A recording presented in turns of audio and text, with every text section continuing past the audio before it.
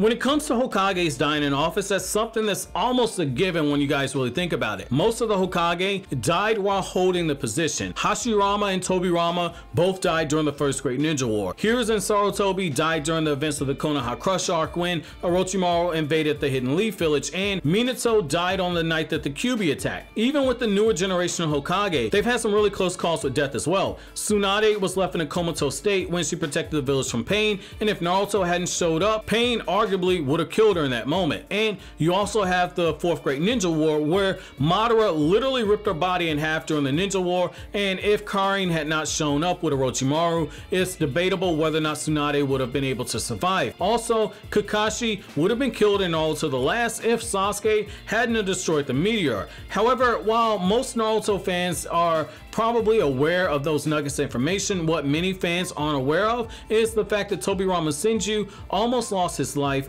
shortly after becoming the second Hokage, and it should be noted that this is before he was actually killed by the Gold and Silver brothers. So in today's newest edition of Naruto to Go, we're going to look at how Tobirama Senju almost died after becoming Hokage. So for those of you who are new to the channel, Naruto to Go is a series where on Naruto Explained, in the span of 3 to 6 minutes, we take a look at a Naruto topic from lore to Kekkei Genkai to Jutsu and break it down in the simplest way possible in the amount of time that it should take you guys to make and enjoy your own bowl of instant ramen. So jumping right into it, the reason that Tobirama Senju almost died is that he made the mistake of trying to broker peace between himself and another nation. Many fans will recall how during the very first 5 Kage summit, Tobirama came off a little bit standoffish in the eyes of a lot of fans when Hashirama was trying to give away the Biju for basically nothing except for hopes and dreams of peace. Tobirama had to step in and let his voice be known. Now, contrary to what you guys might think, when Tobirama was presented with the leadership that comes with being Hokage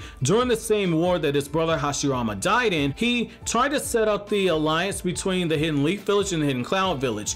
However, as they were about to make the treaty official, the Gold and Silver brothers busted through the door in a battle between Tobirama and the second Raikage versus the Gold and Silver brothers broke out in the middle of that summit. What happened afterwards in all of this madness was the fact that Tobirama Senju was left for dead and was stated to have barely been able to escape. While we don't know for certain what happened to the second Raikage during that ambush, there is enough evidence to suggest that he might have passed away during or after that ambush. The reason that we don't know much is that during that time period there wasn't a lot of documentation, and there was not much time that passed between the ambush and when Tobirama eventually died in the future. We know for a certainty that the First Great Ninja War took the lives of 10 separate Kage, literally being the first Kage from each of the 5 great nations 2 times over, or to put it even simpler, the first 2 generations of Kage were killed in each village. What I really like about this moment is that for Tobirama's character, it shows that while he's very different from his brother, he's a lot more militaristic.